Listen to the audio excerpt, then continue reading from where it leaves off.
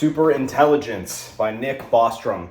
Guys, I started seeing this book getting floated around a lot. People who were super successful were starting to recommend it, so I was like, all right, I need to jump on that immediately. I mean, there's social proof on the book. You know, Bill Gates recommends the book. Elon recommends reading the book. I saw Sam Altman recommending the book. You know, the biggest guys in tech, the most successful people in the world are all recommending to read this book to really understand what AI is, what is superintelligence, like at its core, right? Because everyone understands AI like on the surface level. AI is, you know, this intelligent being that's not a human, but, you know, kind of mimics humans, and eventually it will be smarter than us. That's what most people know. But most people don't know the nitty gritty, right? So let's get into it. Let's just dive right in. Chapter 1, past developments and present capabilities.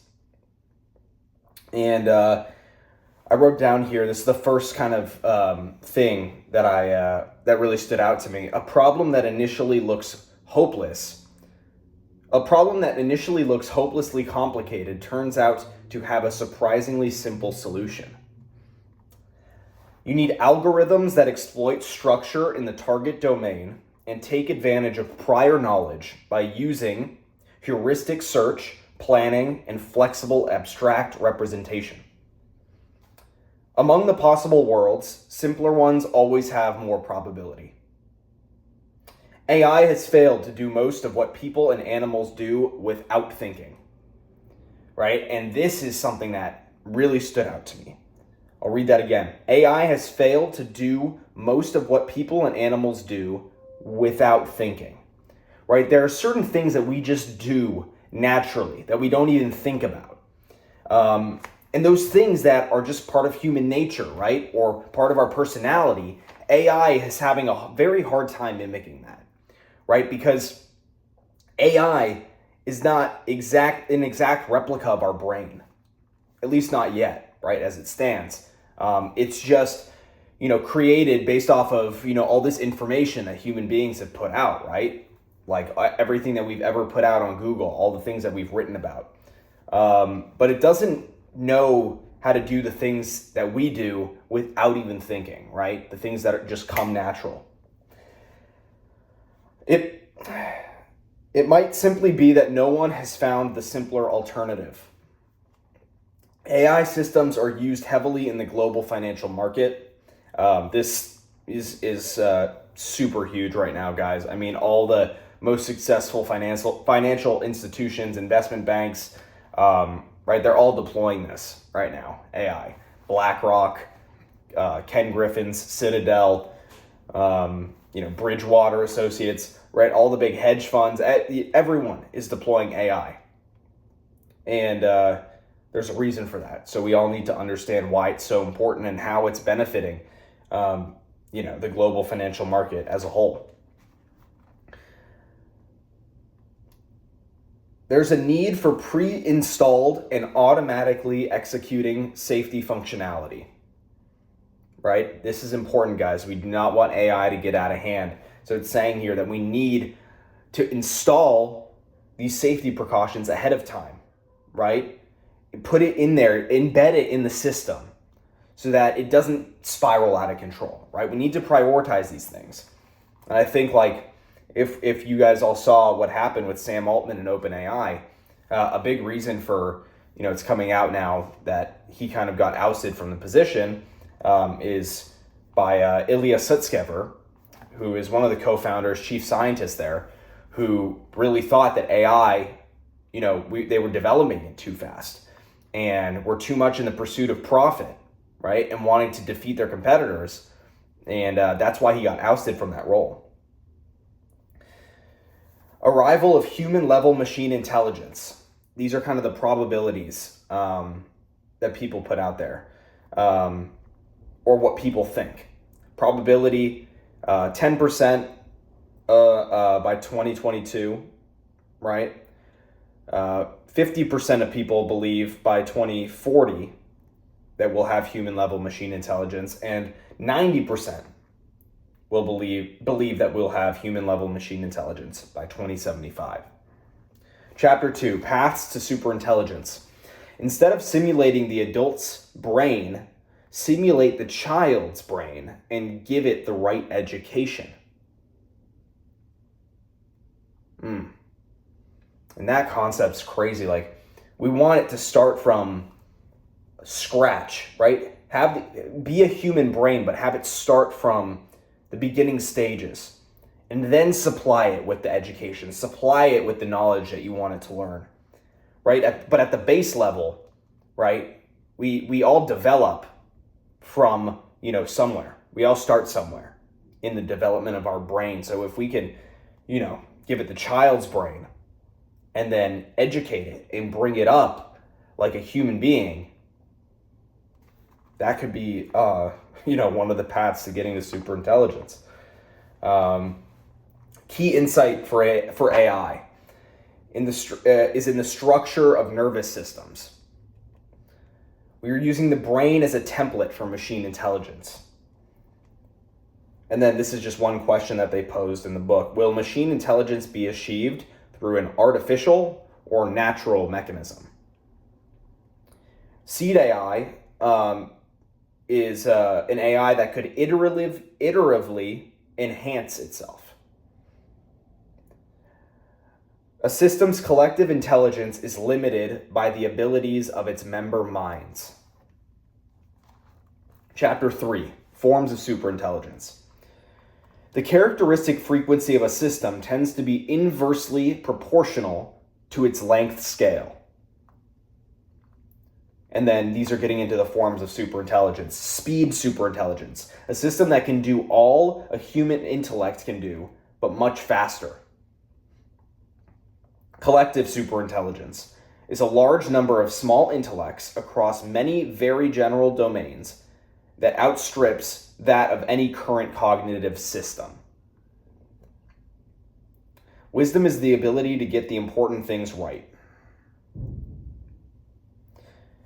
The next form of superintelligence, quality superintelligence, a system that is at least as fast as a human mind and vastly quantitatively smarter. Chapter 4, the kinetics of an intelligence explosion. The human level to superhuman jump depends on attributes of the particular system. Factors to be improved with AI are algorithms, content, and hardware.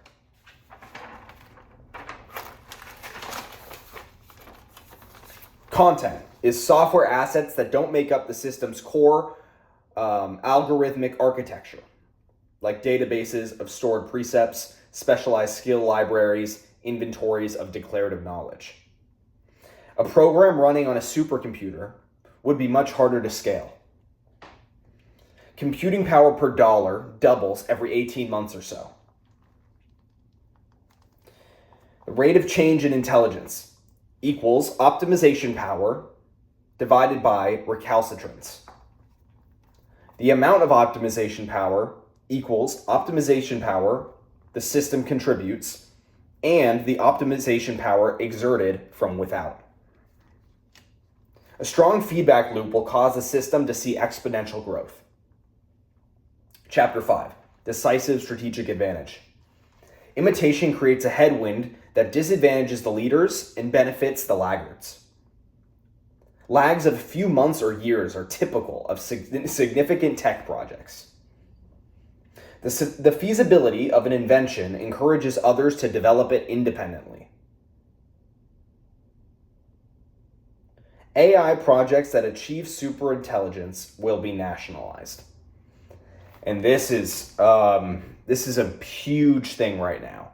How government is going to interact with AI, right? And how, it's inevitable that there's going to be a ton of regulations regarding AI.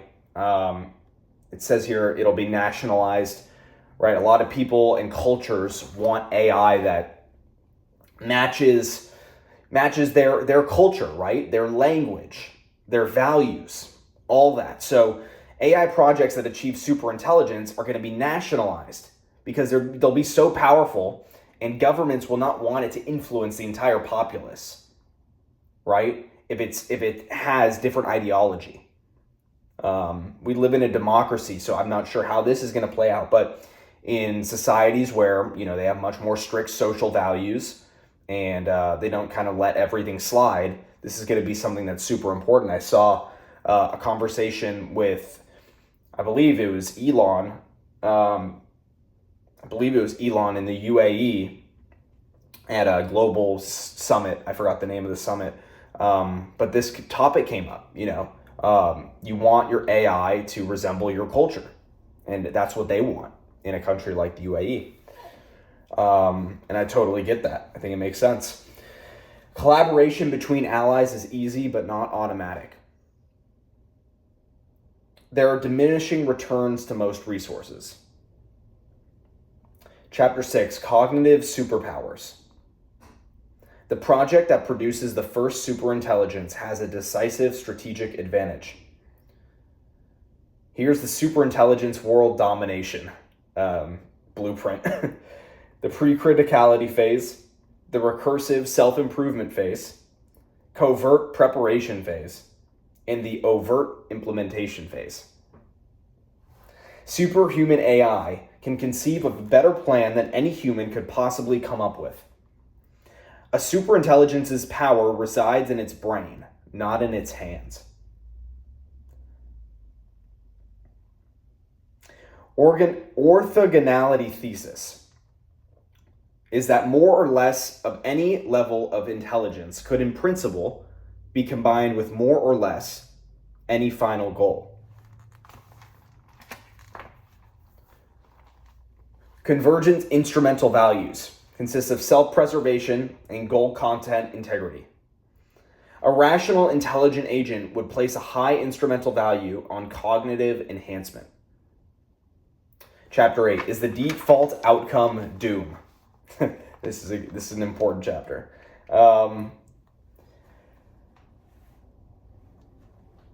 Perverse instantiation. Realizing a final goal to a greater degree than the methods we normally use. A superintelligence will find a way where none is apparent to us. It is much easier to convince oneself that one has found a solution than it is to actually find a solution. Wow, that's a good line. One more time. It is much easier to convince oneself that one has found a solution than it is to actually find a solution. I'm going to write that down again. That is a powerful line.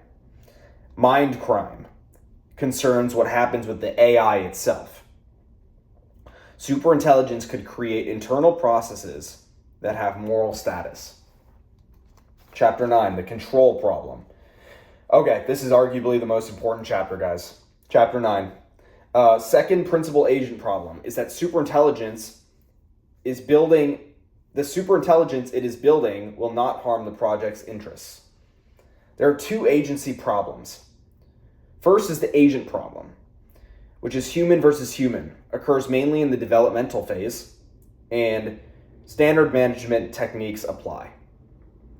Second problem is the control problem, which is human versus superintelligence, occurs mainly in the operational and bootstrap phase, and new techniques are needed. The AI could persuade or trick a gatekeeper to let it out of the box. This is crazy stuff, guys. We got to be careful. This is why someone like Elon keeps talking about how important this is, that, we got to be careful in the development of AI. It could be more destructive than anything that we've ever seen. More destructive than nuclear weapons. Incentive methods. An agent placed in an environment where it finds instrumental reasons to act in ways that promote the principal's interests. Incentivize the AI with reward tokens. Tripwire. This is important to install in the AI. Shuts down the system if it detects signs of dangerous activity, and it'll catch different kinds of behaviors. There's different kinds of tripwires, which is behaviors, ability, and content. Motivation selection on methods. prevents undesirable outcomes by shaping what the superintelligence wants to do.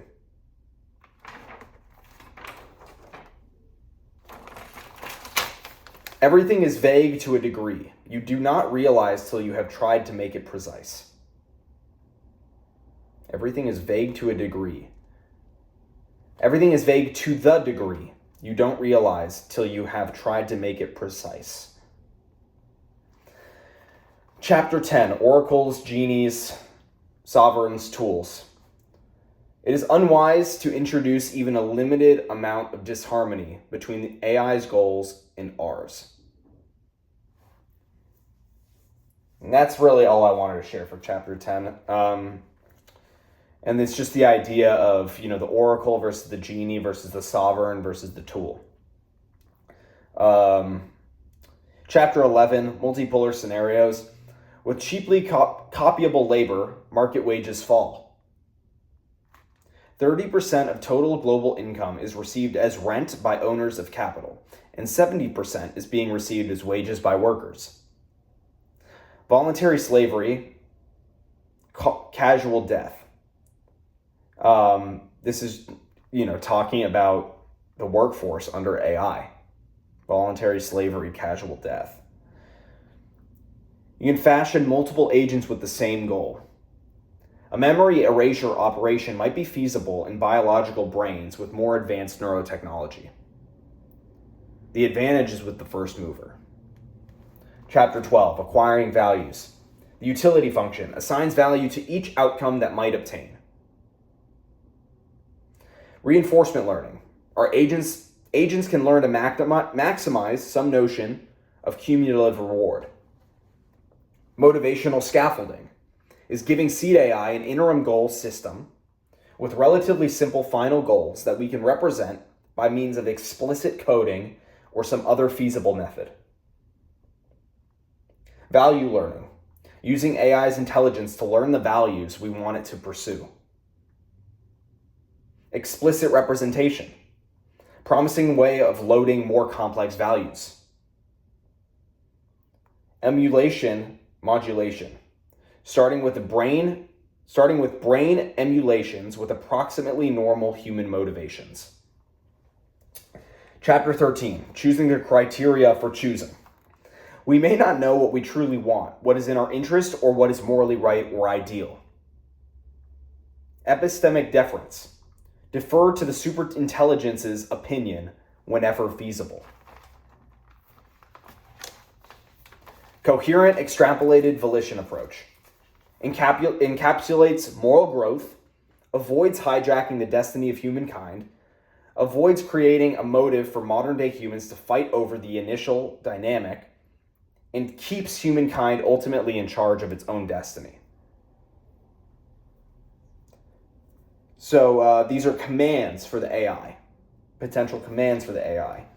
Do whatever we would have had the most reason to ask the AI to do. And here's the component list. Goal content. What objective should the AI pursue? Decision theory. Should the AI use causal decision theory or evidential decision theory? Epistemology. What explicit or implicit decisions about the world should it make? Ratification. Should AI's plans be reviewed by humans before going into effect? We should familiarize ourselves with the concrete ramifications of an option before committing to it. Focus on building a highly reliable design rather than a highly optimized design. Reliability over optimization, guys. And chapter 14, strategic picture. Superintelligence increases some existential risks while decreasing others. Superintelligence increases some existential risks while decreasing others. Advances in surveillance, data mining, lie detection, biometrics, and psychological or neurochemical means of manipulating beliefs or desires could create permanently stable totalitarian regimes. And I've heard Ilya Sutskever talk about this too, creating permanently stable dictatorships. I'll repeat that one more time. Advances in surveillance, data mining, lie detection, biometrics, and psychological or neurochemical means of manipulating beliefs or desires could create permanently stable totalitarian regimes. Favor acceleration when it comes to existential state risks. Technology coupling. Two technologies have a predictable timing relationship. A ton of AI techniques have come from neuroscience and biology. Rapid hardware progress makes transition to superintelligence faster and more explosive. But more competition means more risk. And just chapter 15, guys, it's called Crunch Time, essentially talking about, we're arriving towards superintelligence. What are we going to do in the meantime, right? This is crunch time. It's becoming more and more urgent. And what I took away from this chapter was that, highly elastic problems can be solved much faster and to a much greater extent given one extra unit of effort. And guys, essentially the last thing I took away from this book was that we just need to be careful. We need to be careful in development. A lot of companies, massive companies, are obviously in the pursuit of power, pursuit of being dominant, having the most market share. And we've seen unprecedented jumps in wealth. The most notable to me, Jensen Huang from Nvidia. Right, he's in the space that he's just in the right space right now. Everything he's doing. I know that I think he jumped like $50 billion in net worth in a year. It goes to show you the power of this. All the big financial institutions, investment banks, everyone's backing AI. I've heard Ken Griffin talk about AI a lot. Larry Fink, Ray Dalio. So yeah, guys, just, you don't need to be an expert in it, but this is just something we should all know about. And it's why I read the book, and the book really opened my mind and gave me a lot of insights. I really just condensed, I thought, what were the most important things that I learned. And I'm not trying to act like I'm an expert on AI. I'm not at all, but I'm learning. And I want to understand it, at least. I want to understand it at the fundamental level. I think that's important. I think we should all understand it, because it's going to change the world. And it's going to change all of our lives in the next decade. All right, guys, I hope you enjoyed this book. I hope you learned a lot. Go get the book if you want. It's a hard read, man. It is a really hard read. Let me get the copy really quick for you. It is, even one of the what's it called? Quotes on the back, people recommending the book.